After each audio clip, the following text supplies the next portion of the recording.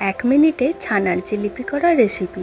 জিলিপিগুলো বানানোর জন্য প্রথমে ছানাটা মেখে নিচ্ছি। ছানার মধ্যে দিয়ে দিচ্ছি 1 চামচ ঘি আর 5 থেকে 6 চামচ ময়দা আর খুবই সামান্য পরিমাণে একটু বেকিং পাউডার।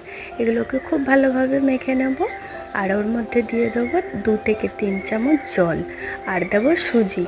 খুব ভালোভাবে সব কিছু মেখে নিয়ে সুজিটা ফুলতে সময় দেব, বেশ 1 থেকে 1.5 ঘন্টা মতো। তারপরে সুন্দর করে ধীরে ধীরে একটা একটা করে জিলিপিগুলো বানিয়ে নেব। জিলিপিগুলো বানানো কিন্তু খুব একটা কঠিন কাজ নয়। তারপরে চিনির রসটা বানিয়ে নিচ্ছি। 1 বাটি জল 1 বাটি চিনি দিয়েছি আর কয়েকটা এলাচ দিয়েছি। খুব বেশি ঘন করার দরকার নেই। তারপরে জিলিপিগুলো লাল লাল করে ভেজে সঙ্গে সঙ্গে রসের মধ্যে ডুবিয়ে দেবো।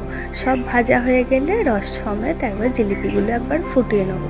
তারপরে ওভারনাইট সোক করে রেখে দিয়েছিলাম। এটার বড় ভিডিও আমার চ্যানেলে আছে, রিলেট ভিডিও লিঙ্কে দেখে নেবেন। টাটা।